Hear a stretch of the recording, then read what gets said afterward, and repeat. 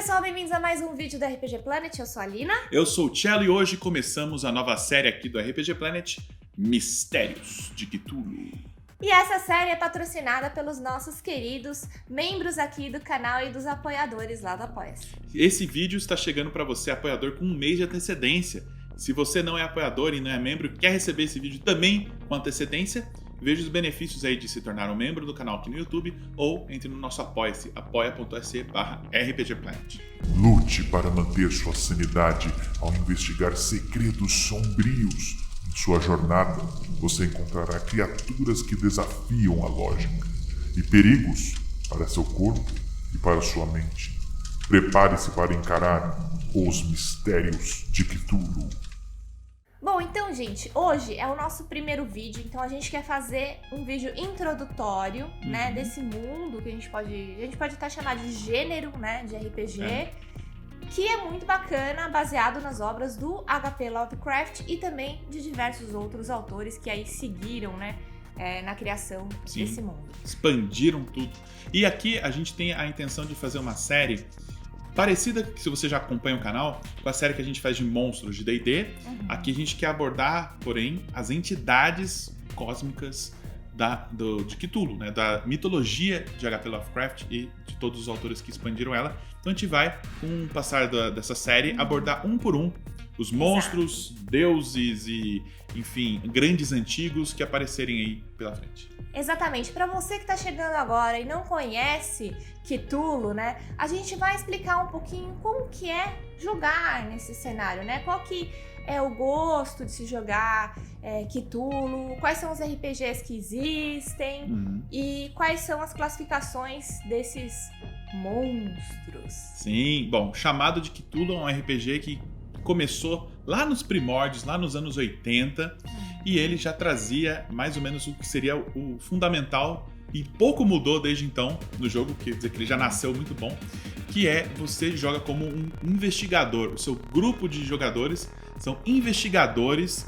de mistérios. Exatamente. Então o que acontece é que o seu personagem pode ser ou um próprio investigador mesmo de polícia, um detetive particular, né? Pode ser um jornalista que tá querendo desvendar mistérios de crimes que estão acontecendo na cidade que ninguém entende. Pode ser um médico legista. E de repente esse médico encontrou numa autópsia alguma coisa estranha naquele cadáver. Alguma runa, assim, sabe? Aquelas tatuagens. Ou então, por que aquele cadáver tem guelras? Por que essa pessoa tava fazendo embaixo do lago, no meio da cidade? Exatamente. Pode ser um parapsicólogo, né? Alguém que estude questões paranormais. Pode ser até uma pessoa que nem pensou na vida em ser investigador, mas aconteceu alguma coisa com alguma pessoa da sua família e ela quer encontrar o familiar perdido, o paradeiro dessa pessoa, e acaba se especializando aí em encontrar sinais do sobrenatural. Exatamente. Essa pessoa pode ser um fazendeiro, um atleta, ter qualquer profissão que você quiser. Músico. Então é muito legal porque você consegue aí explorar a sua imaginação, né? Criar o seu personagem do jeito que você quiser, né? E ele vai entrar, então, numa trama de investigação, né? Tudo isso se passando tradicionalmente nos anos 20, 1920, década de 1920.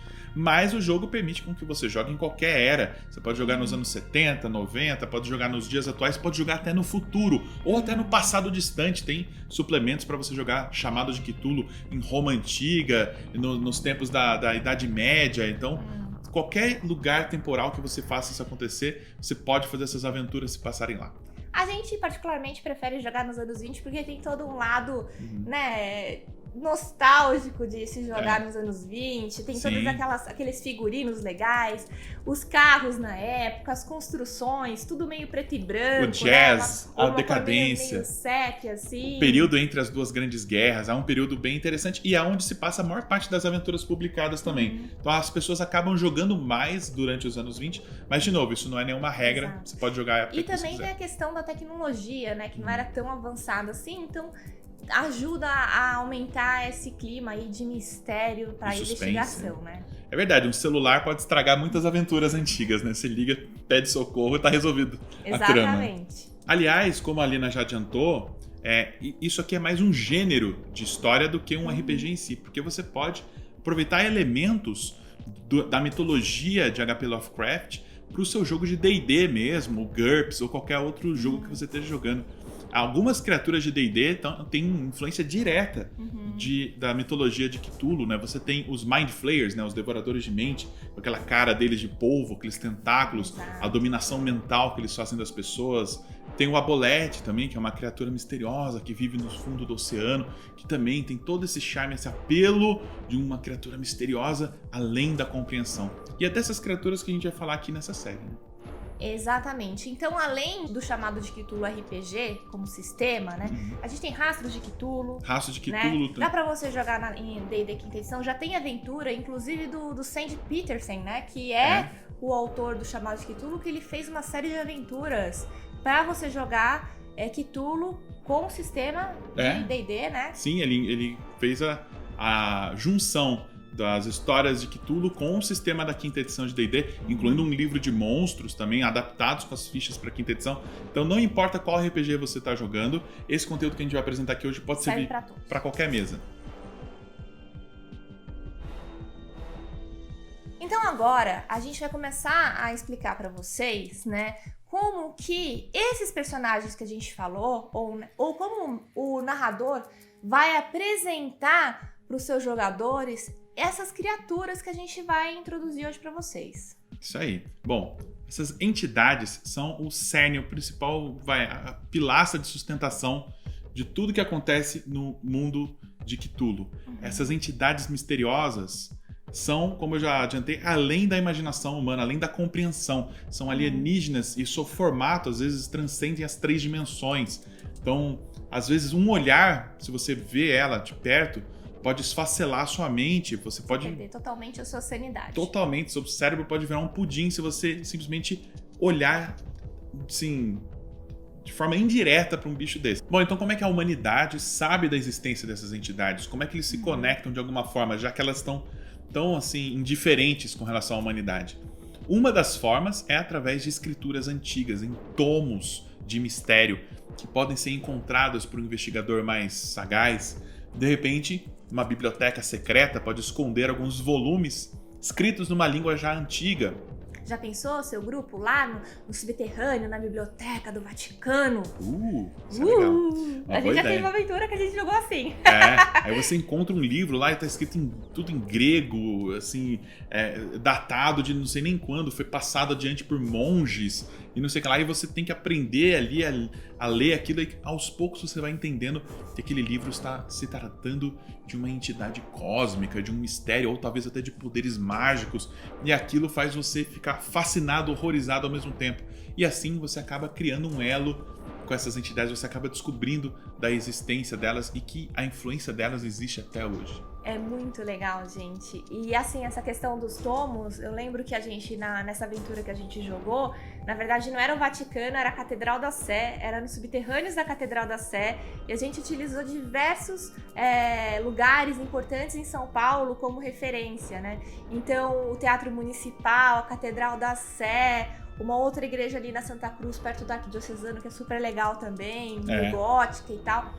Então, vale muito a pena vocês explorarem esses lugares, já que no mundo de Cthulhu a gente está jogando, na verdade, na Terra.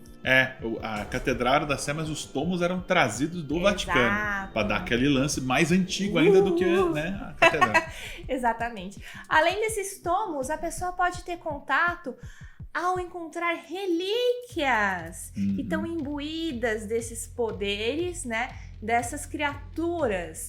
Então, de repente, numa escavação lá no Egito, ou se não no fundo do mar, num navio naufragado, o grupo encontra ali uma relíquia, um baúzinho, um amuleto. Um amuleto e tal, e aí a pessoa, quando ela toca naquilo, ela tem esse primeiro contato. Às vezes tem inscrições ali que são uma rima difícil de decifrar, ou às vezes runas, né, que você não consegue entender. Ou às vezes tem desenhos de uma constelação que, por sinal, é a mesma do dia que você encontrou. Você compara com as estrelas, você vê que se encaixam. Os buraquinhos no amuleto são exatamente o espaço onde as estrelas vão passar. Se você olhar de uma direção correta do mapa que você encontrou, fiquei até sem ar. É muito legal, gente, é muito legal. Cthulhu é demais. E outra forma também é uma conexão através dos sonhos. Porque essas entidades, algumas delas, conhecidas como os grandes antigos, estão presos em uma espécie de torpor, um sono ou até uma morte sem ser uma morte verdadeira. E nesse estado, eles estão sonhando. E esse sonho deles causa uma ressonância psíquica que pode interferir até no seu sonho quando você está dormindo, ou se você está meditando, ou até quando você está orando. Você pode receber, como se fosse um radinho recebendo um rádio pirata. E aí, gente, a gente tem, né, além disso tudo, de repente no final de uma campanha e tudo, a revelação efetivamente, né, de uma criatura dessa. E aí, provavelmente, seu grupo de aventureiros vai perder total sanidade ao ver a criatura.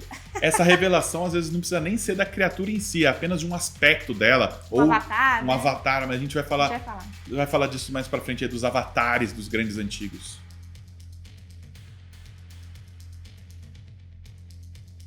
As pessoas que têm contato com esses seres não necessariamente precisam ser os personagens. Podem ser NPCs que você coloca na história, né?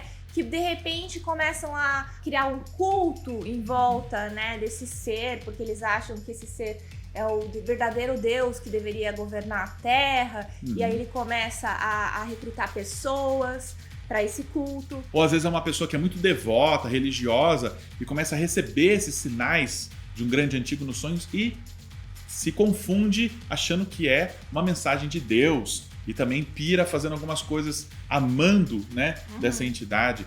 Tem várias formas com que a pessoa pode reagir. Uma pessoa também pode encontrar nessas mensagens talvez uma forma dela ganhar poder.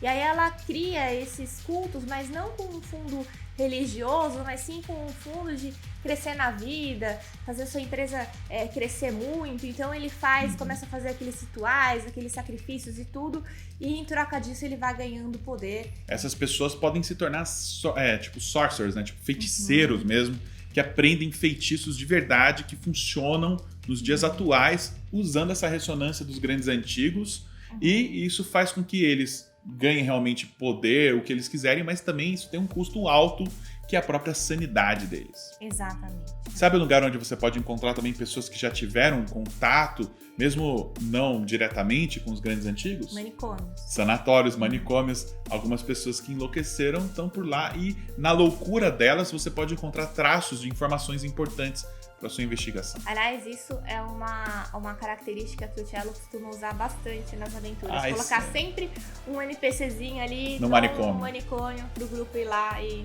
Assistam, aliás, no nosso especial de Halloween, a gente jogou Relatos Insólitos, que é uma adaptação de Cthulhu, a gente tem aí uma cena num sanatório. É onde foi apresentada a querida Susan, né?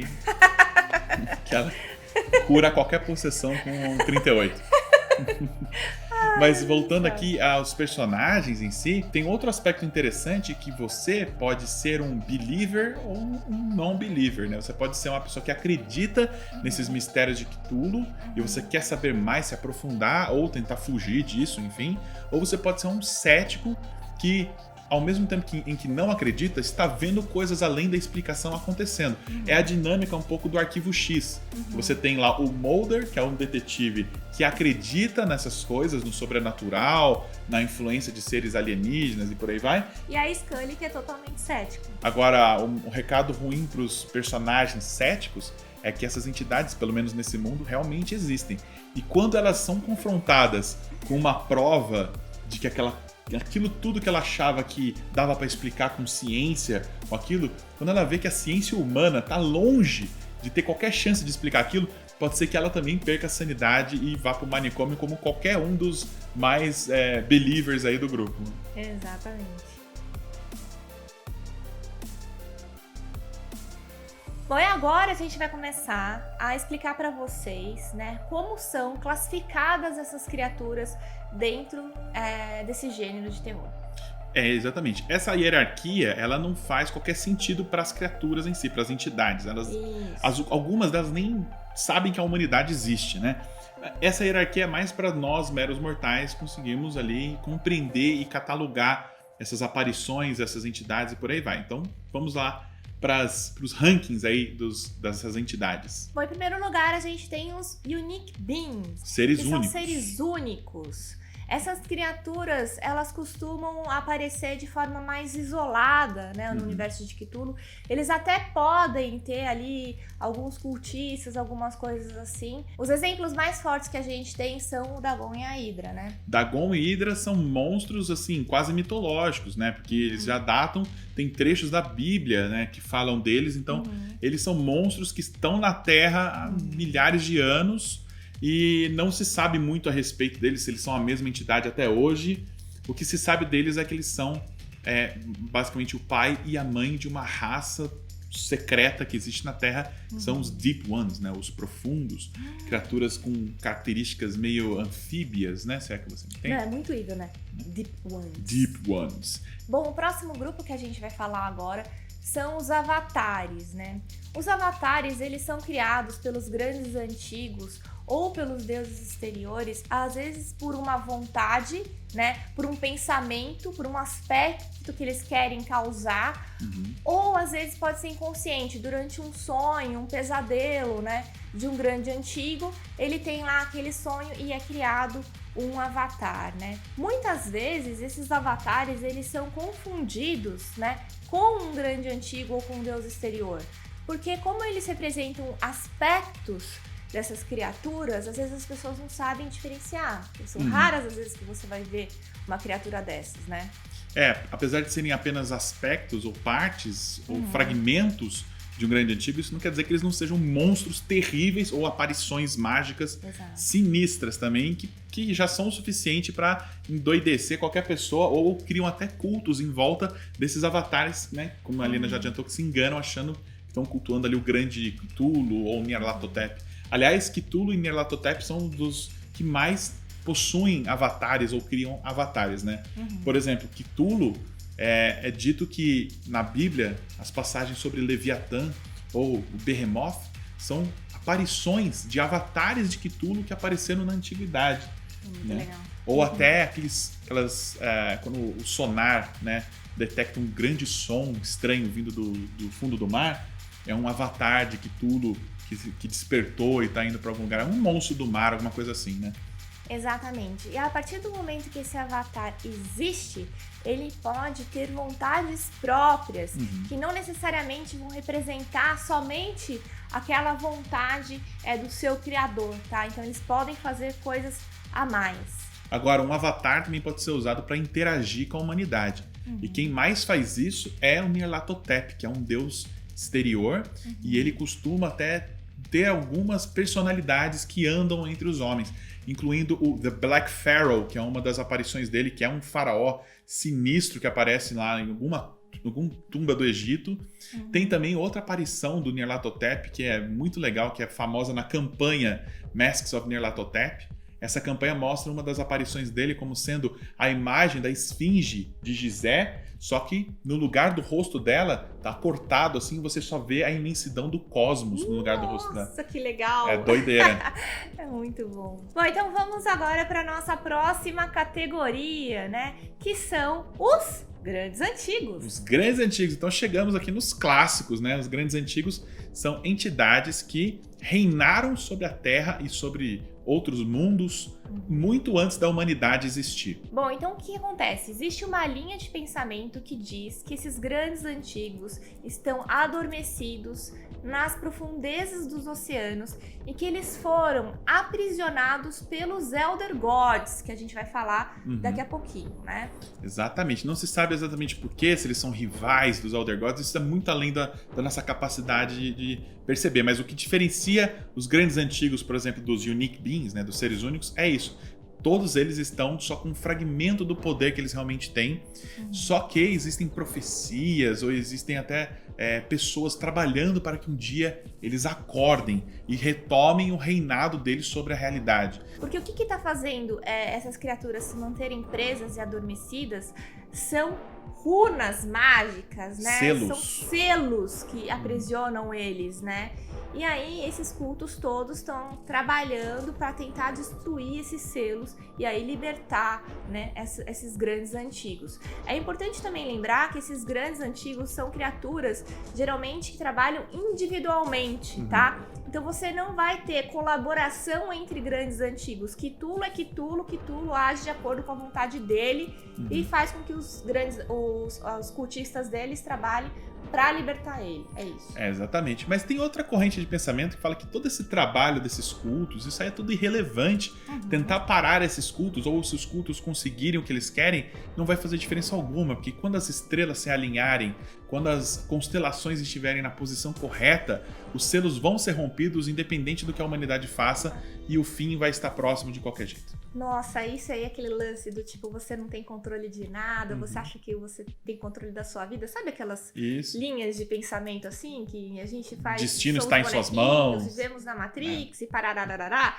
É tipo isso. E isso aí é um sentimento de horror cósmico. Exatamente. Bom, existe uma subcategoria dos grandes antigos que são os antigos menores, né? Que você pode aí criar na sua campanha uma criatura dessas e você já tem onde colocar elas, né? Classificar elas. São potencialmente grandes antigos, mas podem não ser. Eles só estão presos também. Exato. Bom, e alguns exemplos de grandes antigos tem o famoso Cthulhu, né? É o maior exemplo aí de um grande antigo. Mas tem também Ig, tem Hastur, tem vários outros que a gente vai abordar aqui nessa série. Bom, e a próxima categoria que a gente vai falar agora são dos deuses exteriores, né?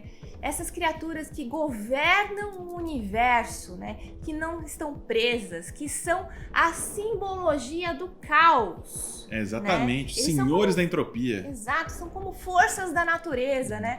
Um pensamento dele pode fazer com que um planeta inteiro seja extinto ou que um grande terremoto destrua todo um país, por exemplo. Exatamente, eles são a manifestação de eventos que podem até explicar algumas coisas sobre a existência. O que se sabe é que eles não têm uma forma definida. Eles são apenas assim, como se fossem forças cósmicas. Que desejam mudança constante. Desejam mudança, caos e tudo mais. E às vezes a gente acha que eles nem sabem que nós, seres humanos, existimos, né?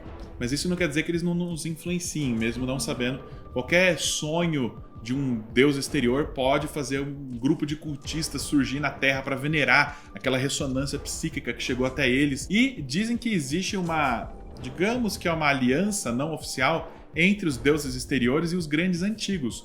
Porque a força de mudança que é trazida pelos deuses exteriores é capaz de romper aqueles selos que estão prendendo os grandes antigos. Então, eles trabalham em benefício do outro, mesmo que talvez um nem saiba que está fazendo isso pelo outro, né? Bom, a gente tem alguns exemplos de deuses exteriores, como Azatoth, Yog-Sothoth, Nyarlathotep. Aliás, Nyarlathotep, ele tem uma função especial ali entre os deuses exteriores, que ele é uma espécie de porta-voz de todos eles.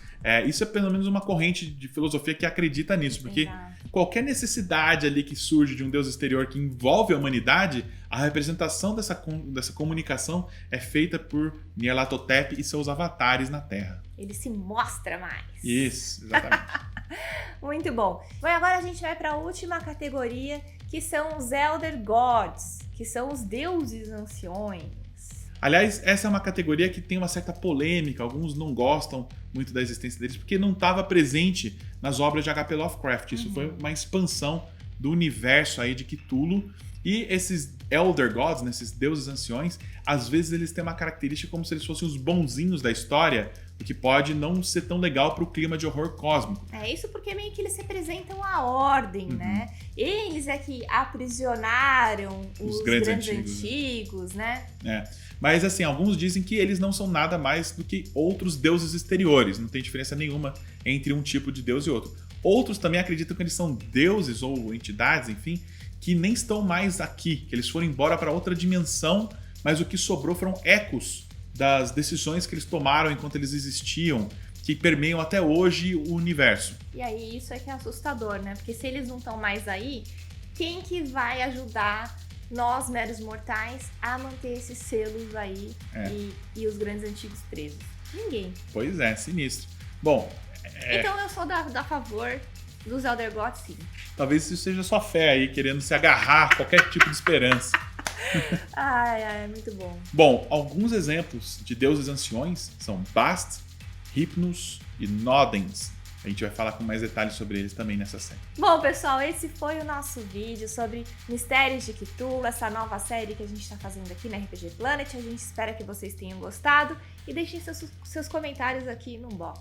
Isso foi só uma introdução, então no próximo vídeo nós já vamos abordar o cara que vocês estão esperando que a gente fale. O próximo vídeo vai ser sobre o Grande Cthulhu. Exatamente. Valeu, então, membros do canal aqui do YouTube e apoiadores. Vocês são demais, coraçõezinhos. Obrigada, tchau. Bom, e também existem os grandes menores, os antigos menores, grandes menores. Alguns exemplos de Elder Gods são o Bast, Hypnos e Nodadudud.